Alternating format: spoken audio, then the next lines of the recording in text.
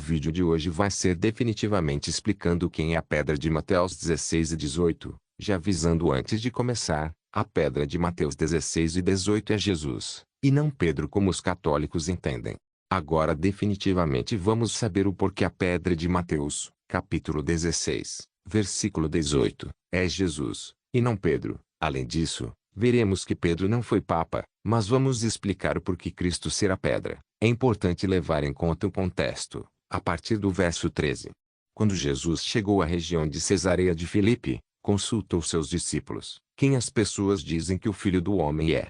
E eles responderam: alguns dizem que é João Batista, outros Elias, e ainda há quem diga, Jeremias ou um dos profetas. Então Jesus interpelou: mas vós, quem dizeis que eu sou? E Simão Pedro respondeu: tu és o Cristo, o Filho do Deus vivo. Ao que Jesus lhe afirmou: abençoado és tu, Simão, filho de Jonas. Pois isso não foi revelado a ti por carne ou sangue, mas pelo meu Pai que está nos céus. Da mesma maneira eu te digo que tu és Pedro, e sobre esta pedra edificarei a minha igreja, e as portas do Hades não prevalecerão contra ela. Eu darei a ti as chaves do reino dos céus. O que ligares na terra haverá sido ligado nos céus, e o que desligares na terra, haverá sido desligado nos céus. Vemos aqui o contexto. Os discípulos estavam discutindo a respeito da identidade de Jesus, quem ele é. Muitos dão várias respostas, entretanto quem responde corretamente é Pedro. Cristo desenvolve o raciocínio em cima daquilo a quem Pedro confessou, e faz a anunciação de que a igreja estaria edificada sobre a afirmação de que Cristo é o Filho do Deus vivo. Isso é, a igreja estaria edificada sobre Cristo. Não se trata de uma instituição religiosa, e também não é Jesus dando sua autoridade a Pedro como chefe supremo da igreja, e sim, de que os cristãos estariam edificados sobre Jesus. É muito importante que você assista o vídeo anterior a esse. Está no card, pois ele é crucial para o entendimento desse vídeo. Agora que temos o contexto em mente, vamos ver dentro da passagem por que Cristo é a pedra. Sabemos que a igreja estaria edificada sobre a afirmação de que Cristo é o Filho do Deus vivo. Está em negrito e sublinhado, e grifado em verde. Quem disse isso foi Pedro. Quando Pedro faz a confissão, Jesus faz a declaração em cima daquilo que Pedro disse. Durante a fala, Jesus usa os pronomes demonstrativos, isso e esta, ambos grifados em verde. O isso, para se referir à declaração de Pedro, e o esta, para se referir a ele mesmo. Existe uma diferença entre o isso e o esta. Veja esse esquema. Ele mostra os pronomes demonstrativos, e quando deve ser usado isso, ou isto, este, ou esse. O este, ou isto, deve ser usado para a primeira pessoa, ou seja, o mais próximo. O esse, ou isso, deve estar na segunda pessoa, o mais distante. Para facilitar, vamos para esse esquema. Temos o esta, essa, e aquela, aplicado a uma caneta. Quando eu quero falar da minha caneta, que está em minhas mãos, eu devo usar o esta. Já quando a caneta está nas mãos de outro, eu devo usar o essa. Já se a caneta estiver muito distante, deve usar o aquela.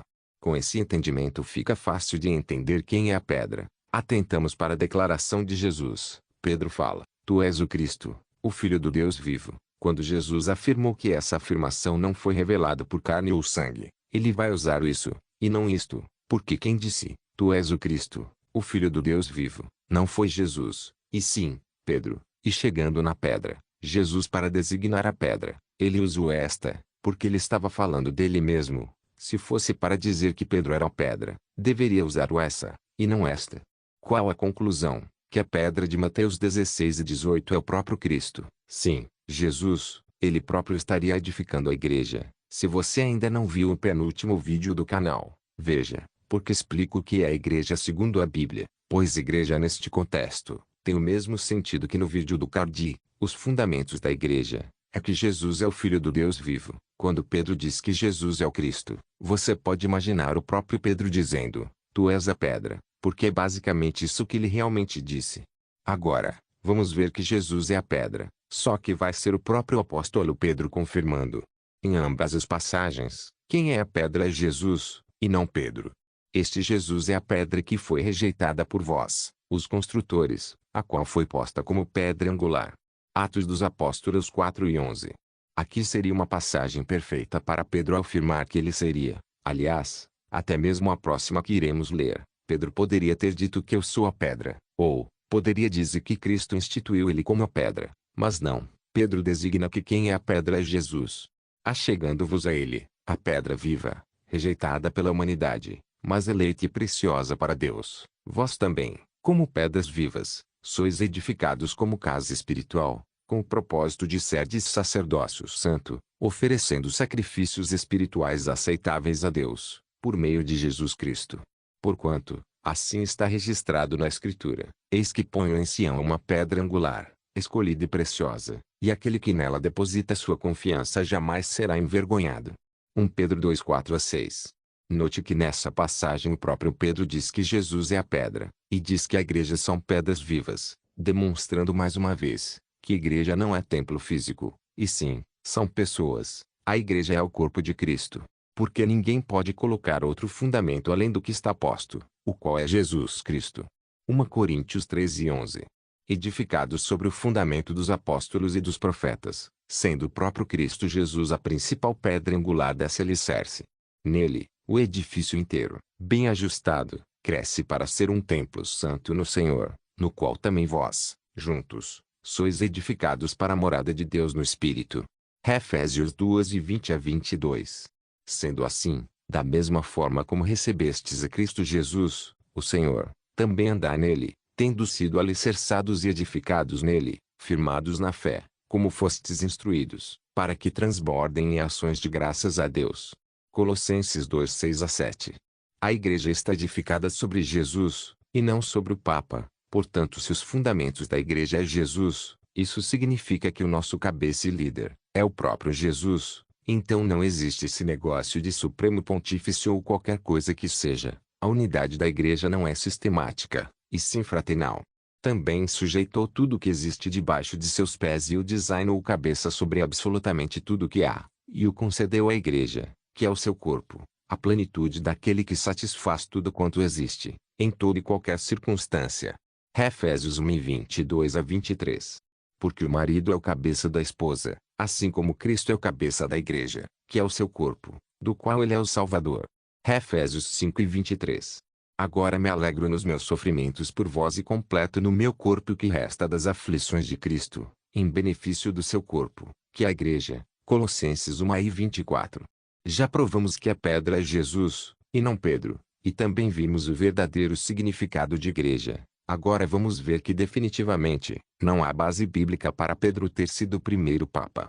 Ele levou pessoalmente todos os nossos pecados em seu próprio corpo sobre o madeiro, a fim de que morrêssemos para os pecados e, então, pudéssemos viver para a justiça. Por intermédio das suas feridas fostes curados. Afinal, vivíeis como ovelhas desgarradas, porém agora fostes convertidos ao pastor e bispo de vossas almas. 1 Pedro 2:24-25. Estamos diante de uma passagem, da carta de Pedro, dizendo que ele quem é pastor e bispo das nossas almas, é Jesus, o que já é o suficiente para crer que o líder da igreja é Jesus. Suplico, portanto, aos presbíteros que há entre vós, eu que sou também presbítero como eles, testemunha ocular dos sofrimentos de Cristo e, certamente, coparticipante da glória que há de ser plenamente revelada. 1 Pedro 5:1. Olha só o que vai ser confirmado pelo próprio apóstolo, eu que sou também presbítero como eles, ou seja, o próprio Pedro reconhece que ele é presbíteros, assim como os outros. Veja que ele não se coloca acima dos demais, nem sequer é mencionado o fato dele ser líder da igreja de Cristo. Reconhecendo a graça que me fora concedida, Tiago, Pedro e João, tidos como colunas, estenderam a mão direita a mim e a Barnabé em sinal de comunhão. Eles concordaram em que devíamos nos dirigir aos gentios, e eles, aos circuncisos. Gálatas 2:9. Quando vai falar do corpo de Cristo, a igreja, vai afirmar que Tiago, João e Pedro são colunas, isso é, de novo, provando que Pedro não foi o primeiro Papa, coisa que é completamente desconhecida nos tempos apostólicos. Ora, se Pedro foi o primeiro Papa, ele teria que estar acima de Tiago ou de João, né? Ou seria Tiago e João papas também? Outro dogma católico que não há base bíblica, infalibilidade papal. Veja que o próprio Paulo confrontou Pedro por sua hipocrisia. Quando, porém, Pedro chegou a Antioquia, eu enfrentei face a face, por causa da sua atitude reprovável. Porque antes de chegarem alguns da parte de Tiago, ele fazia suas refeições na companhia dos gentios. Todavia, quando eles chegaram, Pedro foi se afastando até se apartar dos incircuncisos, apenas por temor aos que defendiam a circuncisão. E os outros judeus de igual modo se unirão a ele nessa atitude hipócrita, de modo que até mesmo Barnabé se deixou influenciar. Contudo, assim que percebi que não estavam se portando de acordo com a verdade do Evangelho, repreendi a Pedro, diante de todos: se tu, sendo judeu, vivas como os gentios, e não conforme a tradição judaica, porque obrigas os gentios a viver como judeus. Gálatas 2:11-14.